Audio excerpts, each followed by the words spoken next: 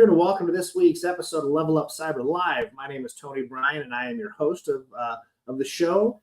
Very excited about today's guest, Edgar Acosta. Welcome, Edgar. Yeah, thanks, Tony. Appreciate it. So we're going to go and dive into the idea of, how do we build a cybersecurity program, right, from ground up. Edgar's got years and years of experience in this space and a varying career that I'm excited to share with every one of you, but a lot of great tidbits I think we're going to dial into and jump in. So, Edgar, I've had the pleasure of getting to know you over the last couple months. I'd love everybody else to have the same kind of opportunity. So why don't you jump in, tell us how you got started, how you got into cyber, and really how you got to where you're at today. All right. Well, thanks, Tony. I'm happy to be here. Edgar Acosta, I was the former CISO for DCP Midstream, Fortune 300 natural gas company. Natural gas transport company that was acquired by Phillips 66 in April of this year. There is no linear path in cybersecurity, and I really started off late 90s doing web page design. Took a lot of classes from organizations like New Horizon, A+ classes, HTML to try to build out that good foundational base. In around 2001, I was fortunate to be selected for a system administration position. So did sysadmin work, and that was the crux of the beginning of cybersecurity, doing patches and keeping up on users and identity and access management, and you name it, soup to nuts. It's really full scope IT work. From there, I went on. I was in the Colorado Air National Guard full time. Then I got into logistics for a few years, got into aircraft maintenance for just under 10 years. And then I was selected for a cybersecurity officer position to be the commander of the cyber unit for the Air National Guard out of Buckley in Colorado. From there, Air Force provided some great training, got some great experiences, great people, met a lot of people, just continue to broaden my horizons from an IT and cybersecurity perspective. Middle of COVID, I decided to take a chance, took a role with Charter Communications Spectrum, working for their network security operations. From there, went back into the operations side of IT for the director of cloud infrastructure engineering. And then I was recruited into the role at DCP Midstream. So from the foundation of building web pages to being a system administrator, logistics, aircraft maintenance, Air Force cyber officer, it's been an interesting path. There's a lot of ground there, which is fantastic, right? And then you all to land in the great state of Colorado, which, that's how we got introduced to some of the outreach and efforts we've been doing out in the Denver area, and appreciate the support there. And I think, honestly, just thank you for just your career path and sharing. We had a great episode. A friend of ours with CISA came in and kind of ran through his journey of that federal work to non-federal work, right, to transition, and how it is such a great stepping stone, and alluding to kind of stacking on a little bit for you around the training programs and the certifications that the military and DoD provide. Man, it's fantastic because the budgets are through the roof, and there's just a lot of opportunity there for folks to be able to continue to grow their skill set. Now, of course, it's military and there's obligations and things that come along with it, but there's goods and bads to all those things that come out. So, so jumping into this idea of building a cybersecurity program, where in your mind, where should one start? We'll go at the very beginning. That's a big question, but where do we start? So start from the beginning. I mean, cybersecurity for me is a misnomer, right? It's really about cyber risk management. At no point is any environment 100% secure. You may be able to mitigate risks to a moderate or low state, but that risk never goes away. I mean, there's 0 days, there's things that people don't know about, exploits that can take place. So at any given point, you cannot guarantee that your environment is 100% secure. And as a CISO, one of the big things when you start talking to boards of directors and executives, even your peers, is you have to establish expectation management and just be straight and honest up front to say, hey, look, we're going to reduce risk like any risk management program. But when it comes down to it, if you're going to ask me if we're 100% secure, I'm always going to tell you no.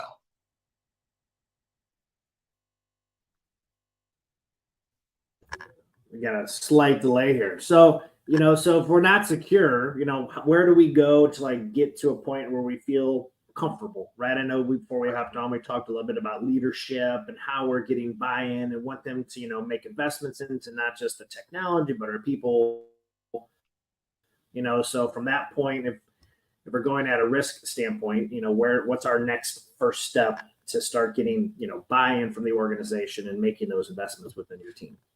Yeah. So, I mean, for me, the focus is really on partnerships, right? It's the getting away from that early 2000s with what I call the land of no, where anytime an organization asks the cybersecurity team, hey, can we do this? They would say no, right? And it's really about risk management. And it's really about how to get to yes, how to get to a state where what you're doing, the program that you're instituting aligns with the business objectives and the business needs.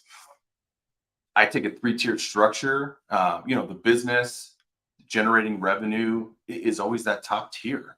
Your next level down is going to be IT, right? Because without a business, you don't need IT. Without IT or OT or whatever kind of technology you have, you don't need that cybersecurity component. So really, cybersecurity is kind of a tier 3 entity, and it's a support entity for the organization. So if you present yourself, if you present your program as you start up to finding out what's important to executives, right?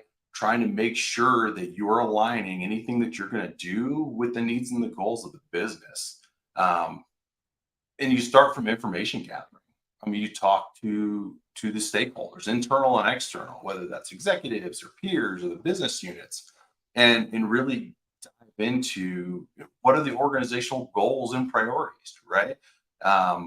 What may be important to you from a cybersecurity perspective may not be important to the business, and you need to kind of align your goals in what you're going to do in your cybersecurity program to that. It's really, again, finding out what and where are the crown jewels of the organization, right? Because that's where you're going to put the majority of your effort to make sure that those entities are protected. Whether it's a location, intellectual property, is it a payment system? Is it medical records? What is that, right? And figuring out the why. For me, the why is very important. Sometimes that gets missed is here's what's important and the why. And then taking that information and then pushing that down to the cybersecurity team or the IT team or whoever's kind of in your purview to let them understand, what's important to the business and why that is.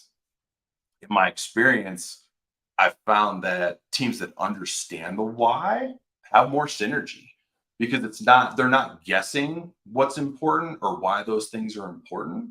They kind of get through that. They can talk through it. They can say, hey, here's what I'm seeing based on the organizational goals and why, and really start to gel. I think I've referenced this like 9,000 times in the making of this show, but a class that we had done that I took out at a school here in St. Louis, we did a lot of simulations, right? They built out this huge kind of simulated platform where you did multiple initiatives, right? You came up with a 3 to 5 year strategy of what the organization was going to do from a security perspective. And then it was on us to go and like justify those costs to the board and, get that buy-in to do it. And it was the other side of this coin that was an interesting thing that I guess I never really had thought about, is that every decision or investment made, right, there's an impact to your cost of goods sold and things like that, right? So, how do you balance, if profit margins are the top line, the most important thing is they should be for most companies, right? Like, and it's easy to get caught up in money, capitalism, but like,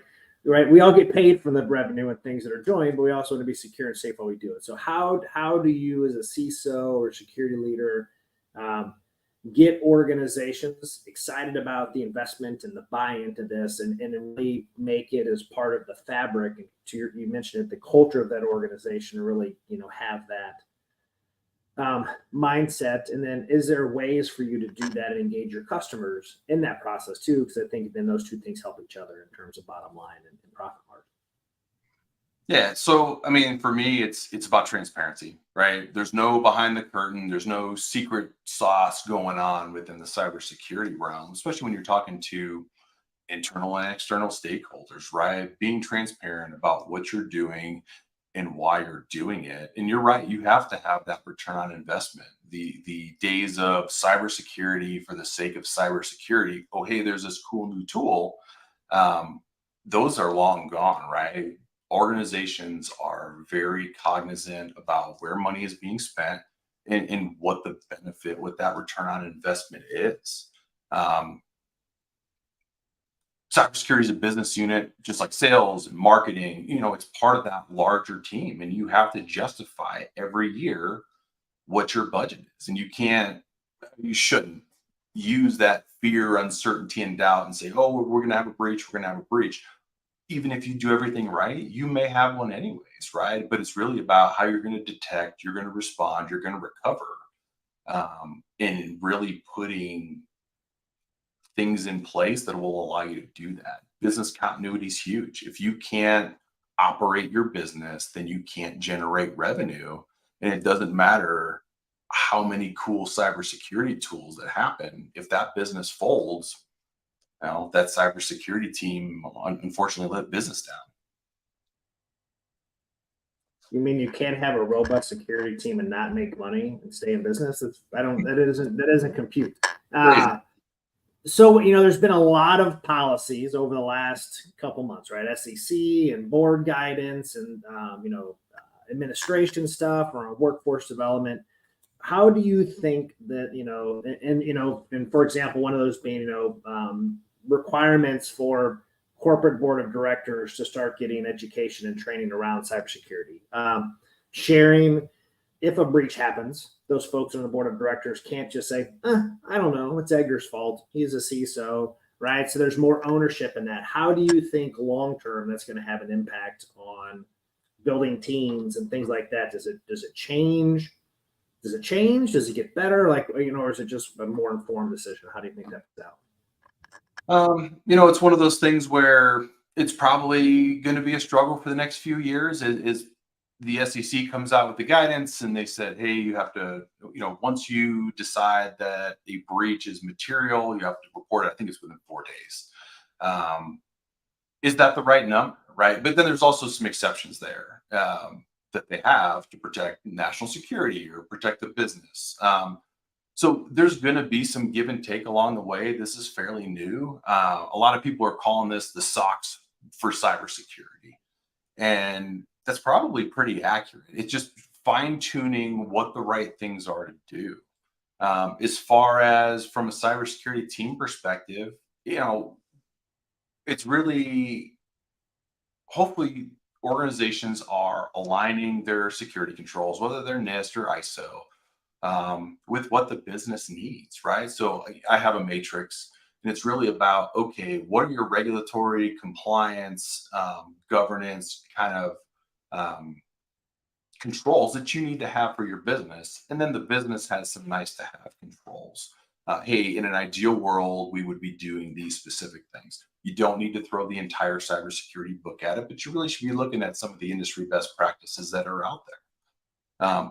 At the end of the day, what it comes down to, with the SEC regulations that are coming out and in an organization overall is, can you, if you're a publicly shared entity or not, can you look your shareholders in the eye and say, hey, we did the best we could, and this was just unavoidable, right? We got hit by a 0 day, or we had a nation state that was coming after us based on the industry that we were in, and they have enough money and time to get into our networks if they really want to get in there, right? And that's what shareholders want to know.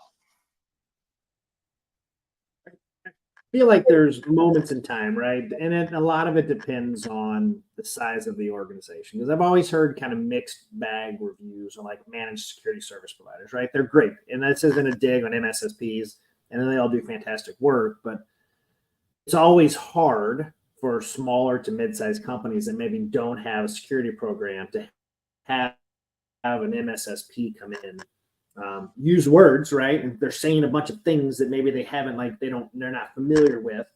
So it's really hard for them to say, sure, Mr. MSSP or Mrs. MSSP, here is $150,000 check. Please come make us secure, right? Like I feel like there's a better mix. So what, as you're looking at, where do I start? Do I lean into MSSPs? Do I lean into my vendors? Do I bring my team internal? Like, what's that right? Let's say we're making a stew. What are our right ingredients for our stew to kind of throw in the pot and to get up? And I'm going to say a basic, right? A good, serviceable security team. As we're starting out, like what's your right ratio and mix you think you would split for that? Right. So like any answer in cybersecurity, it all depends, right? So it depends on the organization, depends on the size, depends on your revenue, and what your budget is. MSSPs aren't a bad deal, especially for those organizations that are just starting to stand up. When you talk about security operations centers, if you're going to run a 24 hour, 7-day a week operation, I mean, you're probably talking about 23 headcount. And that's a lot for some organizations to take, and that's a minimum, right? And then you have to focus on the training of those folks, and you got to make sure they're up to speed, and you have to buy certain tools that allow you to do the job that you're supposed to do. And then you're working with HR on turnover and getting specific skill sets. So right out the gate, an MSSP isn't necessarily a bad thing to start with. Really want to focus on security engineering, right? Getting those engineers to achieve whatever goals the business set for them. You have identity and access management folks that you want to be able to focus on. For me, when I join an organization, the first thing I really look at, I mean, there's a lot of things going on. It's the download through a fire hose, but it's really incident response. Because if you get the incident response piece right, then you can recover from anything that comes about, and you can then focus on security engineering and you really that detect. Oh, geez, lost my train of thought here. But detect and respond, right? Detect, respond, recover. Being able to fight through a cybersecurity incident and get the business back up and running. That's really what you're looking for. Everything else you kind of build to. And then what I've seen is you have a lot of organizations have legacy technologies, right? They have legacy, they have current, they're starting to adopt new technologies that are out there. When you create policies, when you create these standards, you draw the line in the sand. Say, hey, everything going forward, here's what we're going to do. And then you start to address those legacy things. Do you need it within the organization, or can those be updated? Sometimes that's a no, right? Especially when you're talking in the OT realm. We've got operational technology that's been in place for 20, 30, 40 years. It works as advertised. We're not willing to replace these things. And there's some supplemental mitigating things that you can do to protect those assets. But to expect to be able to patch or protect it in the same way you're going to protect your cloud environment or your data center, you're setting up yourself up for failure if you take a unilateral approach across the board. So you just mentioned something interesting, right? We've all read the articles that our staff and employees are always and will continue to be for the infinity and beyond our number one risk and challenge, right? So I'm building out a new cybersecurity team and program. I'm building out the organization. I'm probably making policies and I'm making things, that are going to disrupt everybody's day to day, or I'm going to make things that are going to potentially impact legacy software, right? So how are you doing those things, and along the way having conversations with folks that are important to this equation, maybe not on your team, but in the periphery teams that are going to be following new rules and protocols and whatnot? How do you create a culture of security that has good buy-in and support across the board for everybody. Yeah, so I guess I would say first and foremost, you don't want to negatively impact the business. That's not what you want to do. That's where at the beginning of the conversation, talk about partnerships, right? You need to partner because people are going to potentially need to do things that they may not necessarily like. But if it's a partnership and not you dictating to them what they should be doing, those conversations go even farther. And if you have that partnership, you have potentially security engineers that are talking with the IT folks that are, also assigned to that business unit that already have that relationship. They have that rapport. So when you start to broach these topics, it's a lot easier to get through. Um, so I mean, when you those partnerships again, first and foremost, yeah, it's just not it's not a checkbox thing either, right? It's not these tasks that need to be completed. It's really getting people up to speed about what the threats are to the business, every organization has different threats. And you want to make sure that those are identified properly so you even know what you're protecting against. I've always heard the horror stories, right? Of, colleagues walking down the hall and seeing Edgar, like, oh my God, there's a security guy, right? And like kind of hide their face a little bit, right? And like, oh, I clicked on an email or I did this thing, and there's this thing of embarrassment, which like I don't think anybody intentionally wants that type of culture, right? Like it really No. is meant to be a partnership and collaborative. Like how I don't think you can avoid that, right? You're enforcing rules. Rules are never really popular for most folks, but like, how do you overcome some of those things and really not have people be afraid of you, right? I guess it's probably nobody wants to have anybody afraid of them as a whole, but yeah. Well, like you talked about, it's culture shift, right? It's creating an environment where people will bring issues to you, right? And then you help them solve. Because if you're in the cybersecurity team and you're not helping solve business problems, if you're just doing pet projects to try to advance the cybersecurity budget or try to just advance initiatives that have nothing to do with the business, you're really doing the business a disservice. And when you talked earlier about training programs, right? Not all training programs are created equal. If you have team members that are in OT, Yeah. right? You should really be, because a lot of organizations have annual cybersecurity training. And can that cybersecurity training be 3 hours long? No, people just click through it and they get through it just to get through it. I really like to focus on relevant topics, right? When you start to bring in topics that are relevant to them in their banking or in their personal email, right?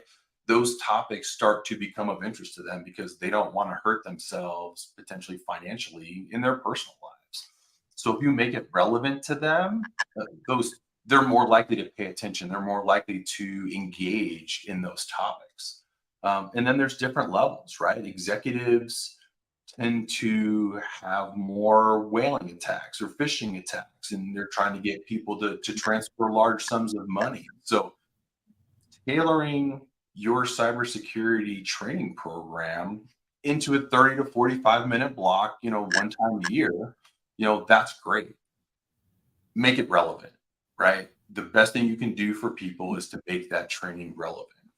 And then from an executive perspective, as you brief boards of directors quarterly or monthly or whatever your regular cadence is, you bring in one or two topics. I mean, you may only have 5 to 7 minutes to talk to the board, but you can talk for 1 or 2 minutes about things that are specific to them, industry trends that you're seeing.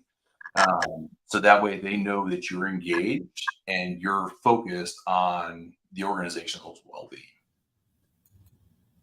So I have three more questions. Oh boy. First one, we'll tee up. We have 6 minutes, so we'll have plenty of time. All right, I am CEO of said company, and you're my new CISO. I hired you for all your skill sets and expertise, and now you're coming and telling me that I'm like I can't do things on my phone, right? Like, oh my gosh, like you're now I've got two-factor authentication. I can't remember all these passwords, right? So how do you, right? I feel like there's a different level of like engagement from your CEO to your HR analyst, right? Like how are you interacting with the senior leadership? Well, you might inconvenience them and some of the things that you're adding to the network. How do you handle that? So I think some of the things that get missed is we've never done that here, right? But that doesn't mean you don't do it in your life outside of work, right? So, are you using two-factor authentication for your banking? Okay, why is that important? Are you using two-factor authentication for your personal email? Maybe, maybe not, right? But there's plenty of instances. I mean, I just was signing up for my lunch account for my daughter this morning, and that requires two-factor authentication because it has to do with putting my credit card in there and then being able to recharge her account, right? Something as simple as that is okay in your personal life, but then you're saying, hey, this is a major inconvenience for me to get to my email. And I think when you start to present it in that manner to go, hey, this isn't anything different than you're already doing in X, Y, and Z, I think that's more easily received by the executives. And they go, okay, that makes sense, right? Or, hey, your two-factor timeout is, 24 hours. It's because, hey, who knows, you're more of a target, so you're likely to have somebody looking at your personal email or looking at your personal phone, and we just want to keep you as safe as possible. And then there's some give and take there, right? There's no set rule for what the right thing is, but sometimes you need to introduce things on a little bit of a longer timeline, and then as you talk to the executives, you can start to bring those timelines in, and they're more likely to buy off. It doesn't have to be an all or nothing. Next question. If I'm a listener, I'm a small shop. I have not started anything, right? I've got an IT person who makes sure I got computers. What, at a minimum, should I go do this week? Wow, that's a great question. So I think at a minimum, really get involved in your community. There are a lot, especially in Denver, right? The CISO community is very small. The cybersecurity community is very small in Denver. Not small from a number count, but everybody's really close. So getting involved in industry conversations, getting involved in a lot of the groups, there's going to be people in similar industries. And one thing about the cybersecurity industry is we all want to help one another, right? We're all fighting the same fight, maybe in different ways, but we all want to help make each other better. And then depending on the industry, you're going to pick up the tidbits of, oh, hey, these are really the threats, and these are the things I should be focusing on. Like the answer. And the last question, much like Barstool Sports and our man Dave Portnoy, right? One bite, it's all you get, and that's it, and that's all. Question is, what advice would you give to folks to level up their cybersecurity career? Broad question, but it's always one that everybody seems to really like, right? What advice would you give for that? Yeah, I guess it's not to give you the same answer twice, but be involved in the conversations, right? Technology changes so quickly. What you knew yesterday may be irrelevant today. So staying involved, staying engaged, talking to community partners, working with your vendors to potentially get training on the newest technologies that are coming out. That's my recommendation. Does it take effort? Absolutely. But you can tell when you talk to folks who's been engaged or who's using a thought process from even 5-10 years ago, right? It's really about staying current and then picking the brains of folks that have been around for a long time. They've seen a lot, and in trying to figure out,